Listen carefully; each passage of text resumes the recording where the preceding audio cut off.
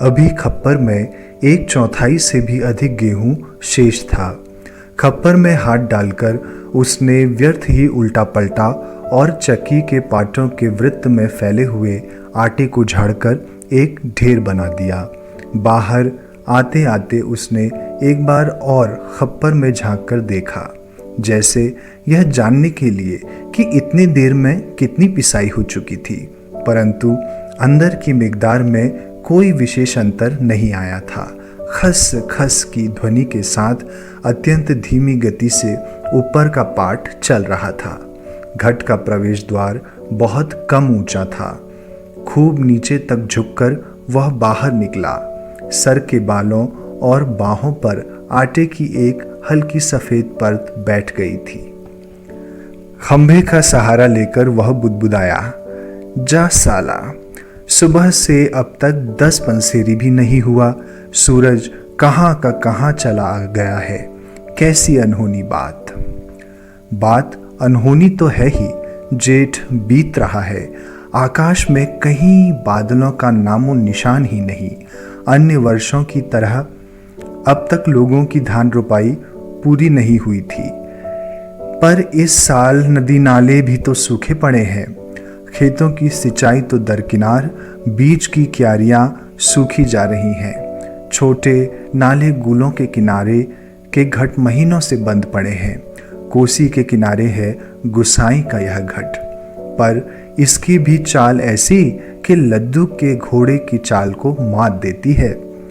चक्की के निचले खंड में छिछर छिछर की आवाज के साथ पानी को काटती हुई मथानी चल रही थी। कितनी धीमी आवाज। अच्छे खाते पीते ग्वालों के घर में दही की मथानी भी इससे ज्यादा शोर करती है। इस मथानी का वह शोर होता था कि आदमी को अपनी बात नहीं सुनाई देती थी, और अब तो भले नदी पार कोई बोले तो बात यहाँ सुनाई दे जाए। छप छप छप। पुरानी फौजी पैंट को घुटनों तक मोड़कर गुसाई पानी के गूल के अंदर चलने लगा। कहीं कोई सुराख निकास हो तो उसे बंद कर दे, एक बूंद पानी भी बाहर न जाए। बूंद बूंद की कीमत है इन दिनों। प्रायः आधा फलांग चलकर वह बात पर पहुंचा। नदी की पूरी चौड़ाई को घेरकर पानी का बहाव घट की गूल की ओर मोड़ दिया गया था।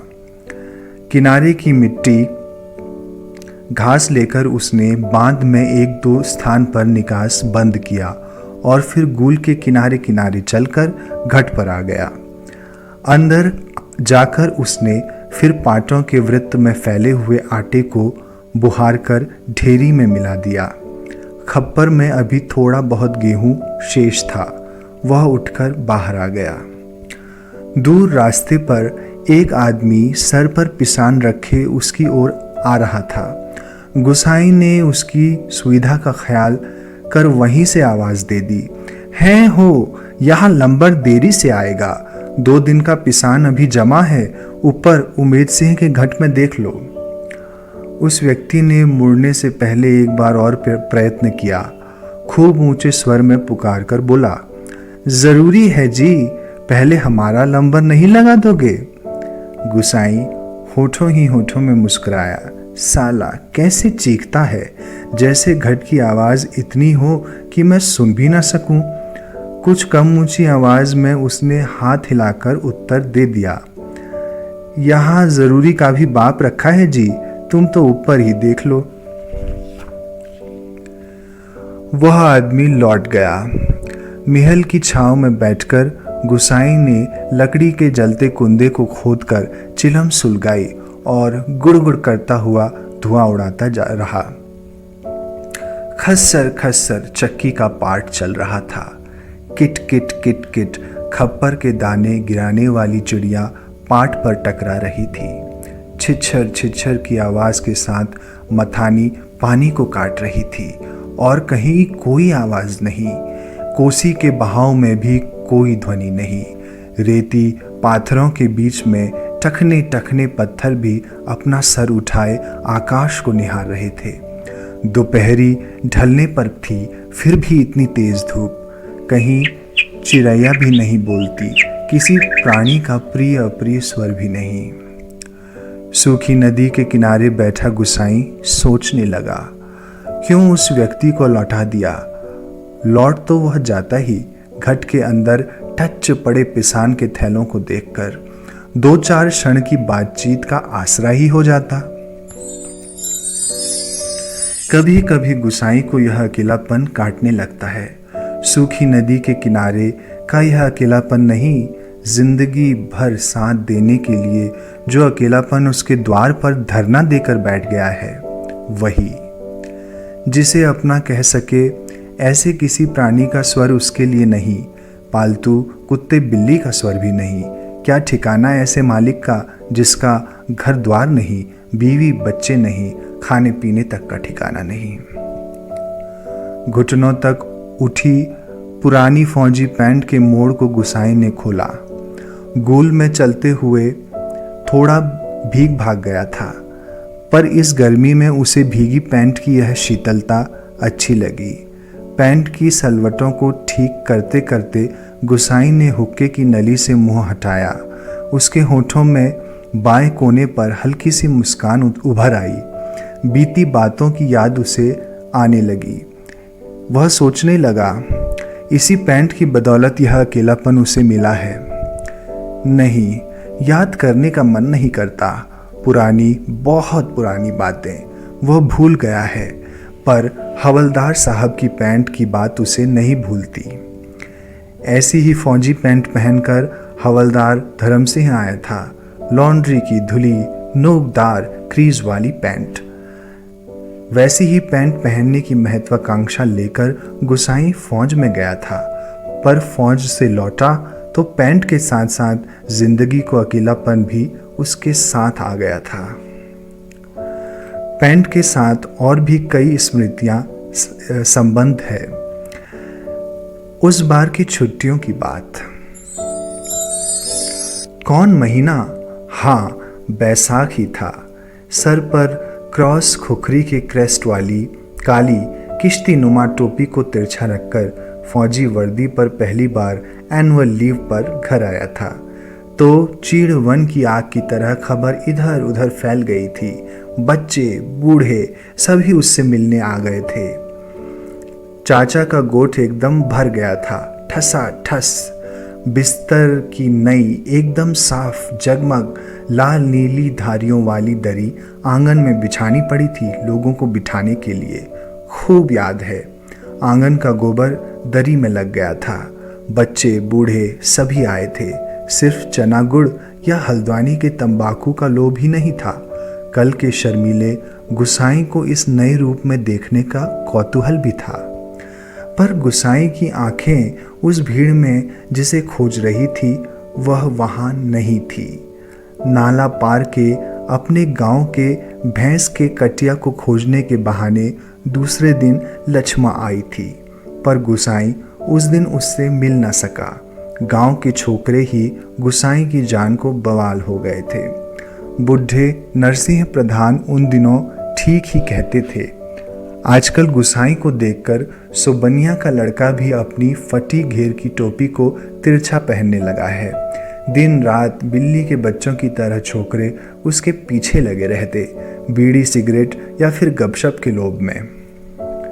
एक दिन बड़ी मुश्किल से मौका मिला था उसे। लक्ष्मा को पात पतेल के लिए जंगल जाते देखकर वह छोकरों से काकड़ के शिकार का बहाना बनाकर अकेले ही जंगल को चल दिया था। गांव की सीमा से बहुत दूर काफल के पेड़ के नीचे गुसाई के घुटनों पर सर रखकर लेटी लेटी लक्ष्मा काफल खा रही थी। पके गदराए गहरे लाल लाल काफल। खेल खेल में काफलों की छीना झपटी करते हुए गुसाई ने लक्ष्मा की मुट्ठी भींच दी थी। टप टप काफलों का गाढ़ा लाल रस उसकी पैंट पर गिर गया था। लक्ष्मा ने कहा था, इसे यहीं रख जाना, मेरी पूरी बाह की एक कुर्ती निकल आएगी इससे। वह खिलखिलाकर अपनी ही बात पर हंस दी थी। पुरानी बात क्या कहा था गुसाई ने, याद नहीं पड़ता। तेरे लिए मलमल की कुर्ती ला दूंगा मेरी सुआ, या कुछ ऐसा ही। पर लक्ष्मा को मलमल की कुर्ती किसने पहनाई होगी? पहाड़ी पार के रमुआ ने, जो तुरी निशान लेकर उसे ब्याहने आया था, जिसके आगे पीछे भाई बहन नहीं, माई बाप नहीं, परदेश में बंदूक की नोक पर जान रखने वालों को छोकरी कौन दे, कैसे दे? लक्ष्मा के बाप ने कहा था। उसका मन जानने के लिए गुसाई ने टेढ़े तिरछे बात चलवाई थी। उसी साल मंगसीर की एक ठंडी उदास शाम को गुसाई की यूनिट के सिपाही किशन सिंह ने क्वार्टर मास्टर स्टोर के सामने खड़े खड़े उससे कहा था, हमारे गांव के राम सिंह ने जिद की, तभी छुट्टियां बढ़ानी पड़ी। इस साल उसकी शादी थी, खूब अच्छी औरत मिली है उसे।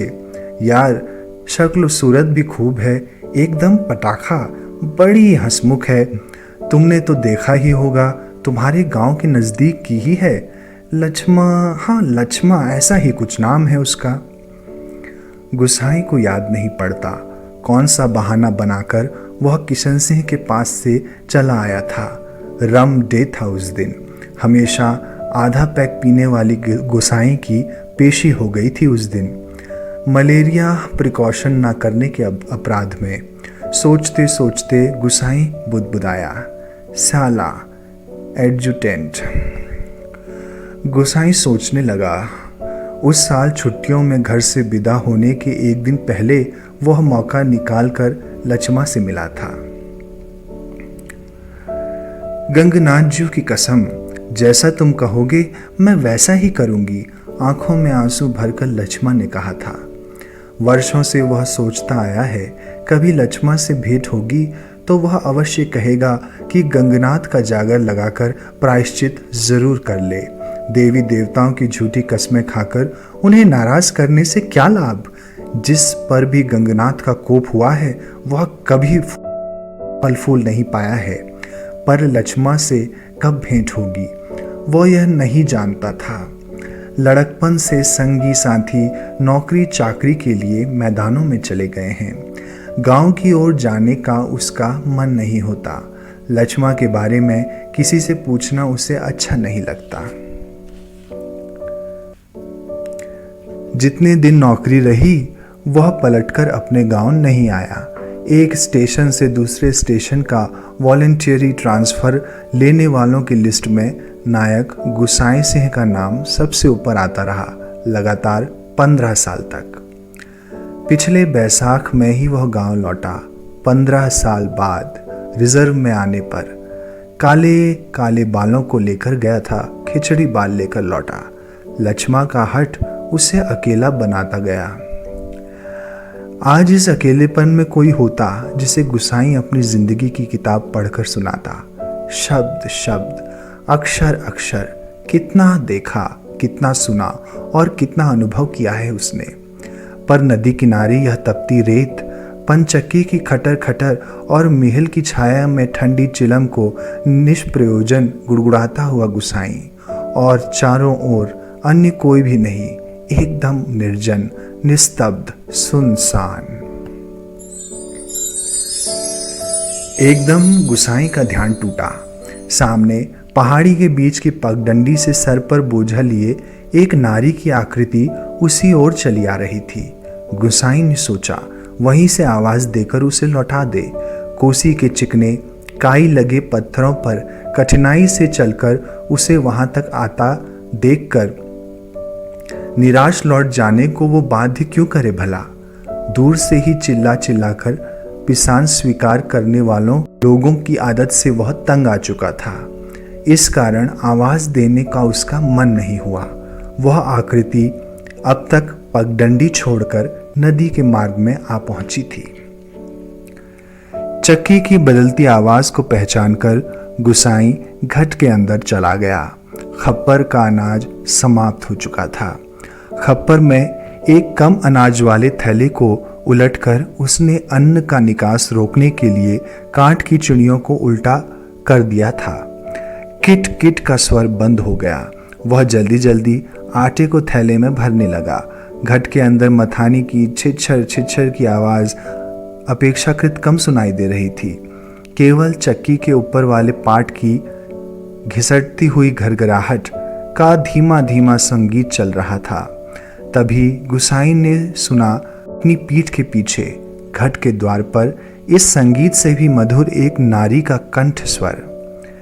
कब बारी आएगी जी, रात की रोटी के लिए भी घर में आटा नहीं है। सर पर पिसान रखे एक स्त्री उससे यह पूछ रही थी। गुसाई को उसका स्वर परिचित सा लगा। चौंककर उसने पीछे मुड़कर देखा। कपड़े में पिसान ढीला बंधा होने के कारण बोझ एक तरफ झुक गया था और उसका एक सिरा उसके मुख के आगे आ गया था। गुसाई उसे ठीक से नहीं देख पा रहा था, लेकिन जब भी उसका मन जैसे आशंकित हो उठा। अपनी शंका का समाधान करने के लिए वह बाहर आने को मुड़ा, लेकिन तभी फिर अंदर जाकर पिसान के थैलों को इधर उधर रखने लगा। काठ की चिड़िया किट किट बोल रही थी और उसी गति के साथ गुसाई को अपने हृदय की धड़कन का भी आभास हो रहा था। घट के छोटे कमरे में चारों ओर पिसे हुए अन्न का चूर्ण फैला हुआ था, जो अब तक गुसाई के पूरे शरीर पर छा गया था। इस कृत्रिम सफेदी के कारण वह वृद्ध सा दिखाई दे रहा था। स्त्री ने उसे नहीं पहचाना। उसने दोबारा वही शब्द दोहराए। वह अब भी तेज धूप में बोझा सर पर रखे हुए गुसाई के उत्तर पाने को आतुर थी। शायद नकारात्मक उत्तर मिलने पर वह उल्टे पांव लौटकर किसी अन्य चक्की का सहारा लेती। दूसरी बार प्रश्न को गुसाई टाल ना पाया, उत्तर देना ही पड़ा। यहाँ पहले से ही टीला लगा हुआ है, देर तो होगी ही, उसने दबे दबे स्वर में कह दिया। स्त्री ने किसी प्रकार की अनुनय विनय नहीं की।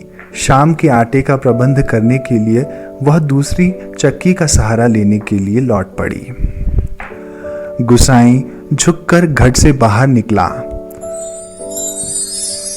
मुड़ते समय स्त्री की एक झलक देखकर उसका संदेह विश्वास में बदल गया था।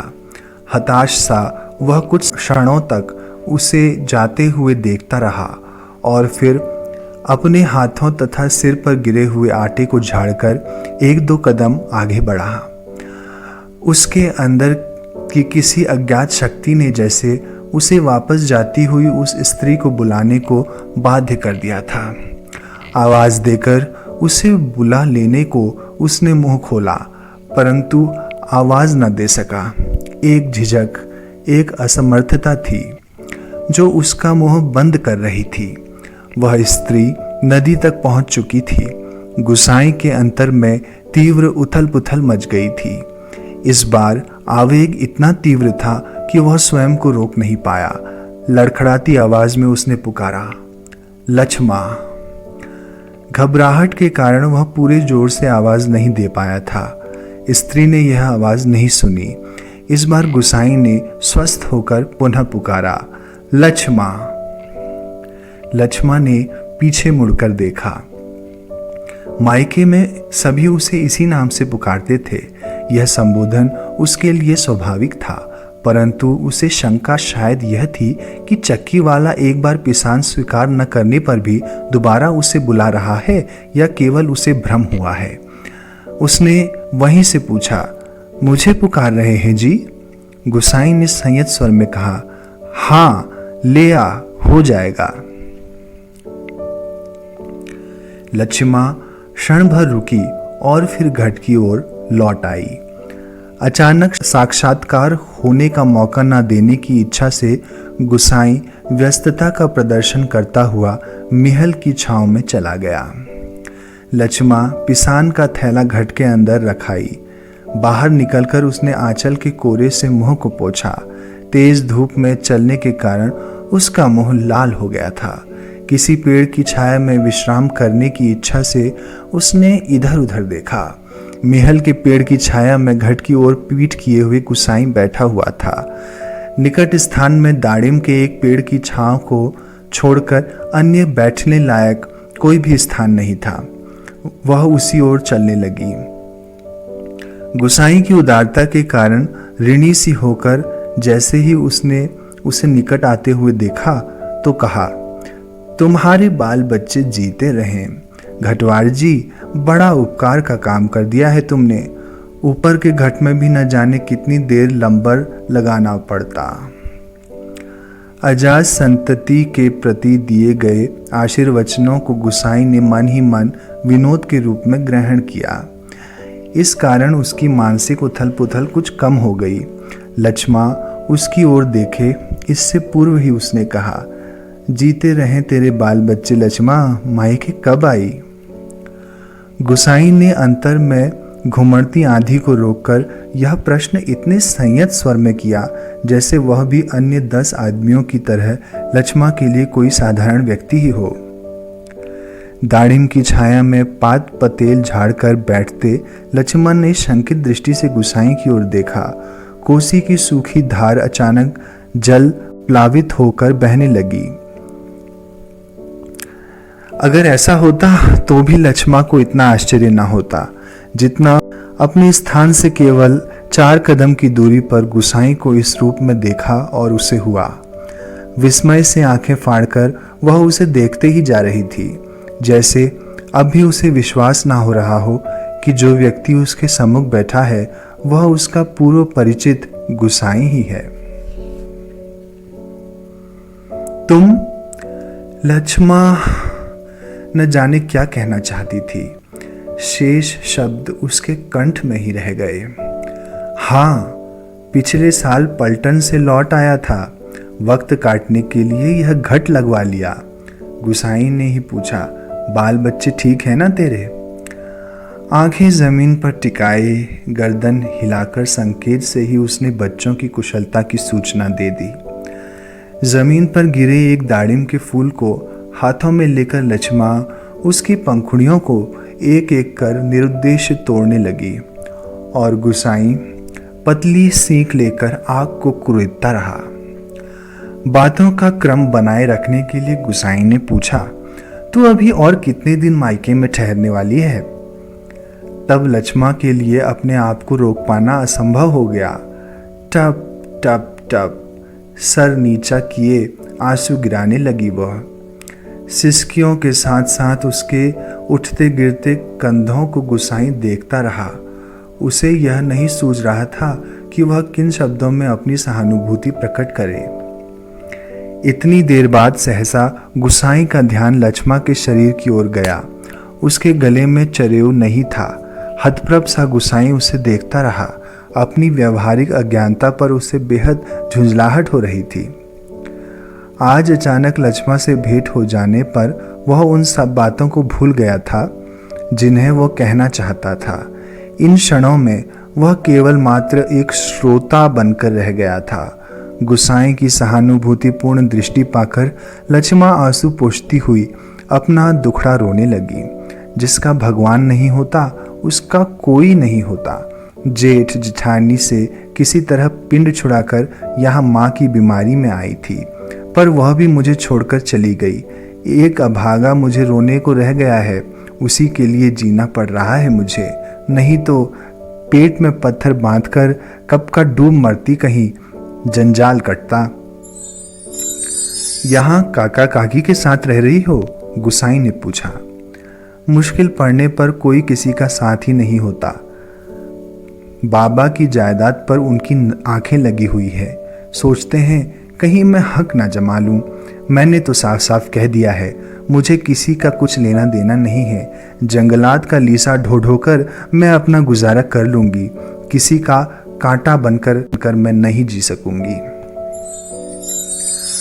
गुसाई ने किसी प्रकार का मौखिक संवेदन प्रकट नहीं किया, केवल सहानुभूतिपूर्ण दृष्टि से उसे बस देखता रहा। दाड़िम के वृक्ष से पीठ टिकाकर लक्ष्मा घुटने मोड़कर बैठी रही। गुसाई सोचने लगा, 15-16 साल किसी की जिंदगी में अंतर लाने के लिए कम नहीं होते। समय का यह अंतराल लक्ष्मा के चेहरे पर एक छाप छोड़ गया था, पर उसे लगा उस छाप के नीचे आज भी 15 वर्ष पहले वाली लक्ष्मा को ही वह देख रहा हो। कितनी तेज धूप है इस साल। लक्ष्मा का स्वर उसके कानों में पड़ा। प्रसंग बदलने के लिए ही लक्ष्मा ने यह बात जानबूझकर कही थी। और अचानक उसका ध्यान उस ओर चला गया जहाँ लक्ष्मा बैठी थी। दाड़िम की फैली फैली अधढकी डालों से छनकर धूप उसके शरीर पर पड़ रही थी। सूरज की एक पतली किरण न जाने कब से लक्ष्मा के माथे पर गिरती हुई एक लट को सुनहरी रंगीनी में डुबो रही थी। गुसाई एकटक उसे देखता रहा। दोपहर तो बीत चुकी होगी, लक्ष्मा ने प्रश्न किया तो गुसाई का ध्यान टूटा। हाँ, अब तो 2 बजने वाले होंगे, उसने कहा। ऊपर धूप लग रही हो तो इधर आ जाओ छाँव में, कहता हुआ गुसाई एक जम्हाई लेकर अपने स्थान से उठ गया। नहीं नहीं, यही ठीक है, कहकर लक्ष्मा ने गुसाई की ओर देखा, लेकिन वह अपनी बात कहने के लिए दूसरी ओर देखने लगी। घट में कुछ देर पहले डाला हुआ पिसान समाप्ति पर था। नंबर पर रखे हुए पिसान की जगह उसने जल्दी जल्दी जाकर लक्ष्मा का अनाज खप्पर में खाली कर दिया। धीरे धीरे चलकर गुसाई गूल के किनारे तक गया। अपनी अंजुली से भर भर कर उसने पानी पिया और फिर पास ही एक बंजर घट के अंदर जाकर पीतल और एल्यूमिनियम के कुछ बर्तन लेकर आग के निकट लौट आया। आसपास पड़ी हुई सूखी लकड़ियों को बटोरकर उसने आग सुलगाई और एक कालिख पुती बटलोई में पानी रखकर जाते जाते लक्ष्मा की ओर मुंह कर कर कहा, चाय का टाइम भी हो रहा है, पानी उबल जाए तो पत्ती डाल देना, पुड़िया में पड़ी है। लक्ष्मा ने उत्तर नहीं दिया। वह उसे नदी की ओर जाने वाली पगडंडी पर जाता हुआ देखती रही। सड़क किनारे की दुकान से दूध लेकर लौटते लौटते गुसाई को काफ़ी समय लग गया था। वापस आने पर उसने देखा कि एक 6-7 वर्ष का बच्चा लक्ष्मा की देह से सटकर बैठा हुआ था। बच्चे का परिचय देने की इच्छा से जैसे ही लक्ष्मा ने कहा, इस छोकरे को घड़ी भर के लिए भी चैन नहीं मिलता, जाने कैसे पूछता खोजता मेरी जान खाने यहाँ भी आ पहुँच गया है। गुसाई ने लक्ष्य किया कि यह बच्चा बार बार उसकी दृष्टि बचाकर माँ से किसी चीज़ के लिए जिद कर रहा था। एक बार झुंझलाकर लक्ष्मा ने उसे झिड़क दिया, चुप रह, अभी लौटकर घर ही जाएंगे, इतनी देर से मरा क्यों जा रहा है। चाय के पानी में दूध डालकर गुसाई फिर उसी बंजर घट में गया। एक थाली में आटा लेकर वह गूल के किनारे बैठा बैठा उसे गूंदने लगा। महल के पेड़ की ओर आते समय उसने साथ में 2-1 बर्तन और ले लिए थे। लक्ष्मा ने बटलोई में दूध चीनी डालकर चाय तैयार कर दी थी। एक गिलास, एक एनेमल का मग और एक एल्यूमिनियम मेस्टिन में गुसाई ने चाय डालकर आपस में बांट ली थी और पत्थरों से बने बेढंगे चूल्हे के पास बैठकर रोटियां बनाने का उपक्रम करने लगा। हाथ का चाय का गिलास जमीन पर टिकाकर लक्ष्मा उठी। आटे की थैली अपनी ओर खिसकाकर उसने स्वयं रोटी पका देने की इच्छा ऐसे प्रकट की कि गुसाई ना न कह सका। वह खड़ा खड़ा उसे रोटी पकाते हुए देखता रहा। गोल गोल डिबिया सरीखी रोटियां चूल्हे पर खिलने लगी। वर्षों बाद गुसाई ने ऐसी रोटियां देखी थी जो अनिश्चित आकार की फौजी लंगर की चपातियों या स्वयं उसके हाथ से बनी बेडौल रोटियों से एकदम भिन्न थी। आटे की लोई बनाते समय लक्ष्मा के छोटे छोटे हाथ तेजी से घूम रहे थे। कलाई में पहने हुए चांदी के कड़े जब आपस में टकरा जाते तो खन खन की एक अत्यंत मधुर आवाज होती। चक्की के पाट पर टकराने वाली काठ की चिड़ियों का स्वर कितना नीरस हो सकता है, यह गुसाई ने आज पहली बार अनुभव किया। किसी काम से वह बंजर घट की ओर गया और बड़ी देर तक खाली बर्तन डिब्बों को उठाता रखता रहा। वह लौटकर आया तो लक्ष्मा रोटी बनाकर बर्तनों को समेट चुकी थी और अब आटे में सने हाथों को भी धो रही थी। गुसाई ने बच्चे की ओर देखा। वह दोनों हाथों में चाय का मग थामे टकटकी लगाकर गुसाई को देखे जा रहा था।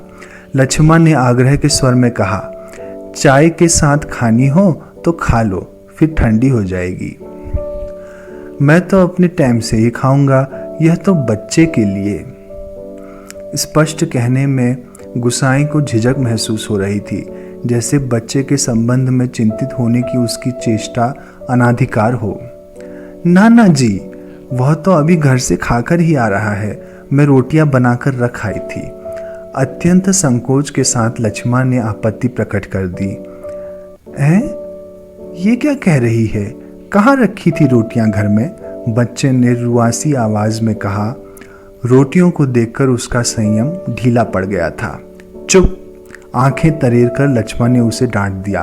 बच्चे के इस कथन से उसकी स्थिति हास्यास्पद हो गई थी। इस कारण लज्जा से उसका मुंह आरक्त हो उठा। बच्चा है, भूख लगाई होगी, डांटने से क्या फायदा? गुसाई ने बच्चे का पक्ष लेकर 2 रोटियां उसकी ओर बढ़ा दी, परंतु मां की अनुमति के बिना उन्हें स्वीकारने का साहस बच्चे को नहीं हो रहा था।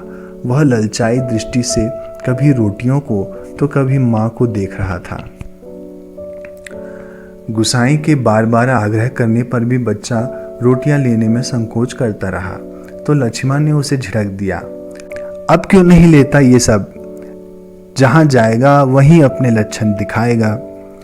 इससे पहले कि बच्चा रोना शुरू कर दे, गुसाई ने रोटियों के ऊपर एक टुकड़ा गुड़ का रखकर बच्चे के हाथों में दे दी। भरी भरी आंखों से इस अनोखे मित्र को देखकर बच्चा चुपचाप रोटी खाने लगा और गुसाई कौतुकपूर्ण दृष्टि से उसके हिलते हुए होठों को देखता रहा। इस छोटे से प्रसंग के कारण वातावरण में एक तनाव सा आ गया था, जिसे गुसाई और लक्ष्मण दोनों ही अनुभव कर रहे थे। स्वयं भी एक रोटी को चाय में डुबोकर खाते खाते गुसाई ने जैसे इस तनाव को कम करने की कोशिश में ही मुस्कुराकर कहा, लोग ठीक ही कहते हैं, औरत के हाथ की बनी रोटियों में स्वाद ही दूसरा होता है। लक्ष्मण ने करुण दृष्टि से उसकी ओर देखा। गुसाई हो होकर खोखली हंसी हंस रहा था। कुछ साग भाजी होती तो बेचारा एक आध रोटी और खा लेता। गुसाई ने बच्चे की ओर देखकर अपनी व्यवस्था प्रकट की। ऐसी ही खाने पीने वाली तकदीर लेकर अगर ये पैदा हुआ होता तो मेरे भाग क्यों पड़ता? 2 दिन से घर में तेल नमक नहीं है, आज थोड़े पैसे मिले हैं, आज कुछ सौदा ले आऊंगी। हाथ से अपनी जेब टटोलते हुए गुसाई ने संकोचपूर्ण स्वर में कहा, लक्ष्मण ने जिज्ञासा से उसकी ओर देखा। गुसाई ने जेब से एक नोट निकालकर उसकी ओर बढ़ाते हुए कहा, ले, काम चलाने के लिए यह रख ले, मेरे पास और भी हैं, परसों दफ्तर से मनी ऑर्डर आया था। नहीं जी, काम तो चल ही रहा है, मैं इस मतलब से थोड़ी कह रही थी, यह तो बात चली थी तो मैंने कहा, कहकर लक्ष्मण ने सहायता लेने से इनकार कर दिया।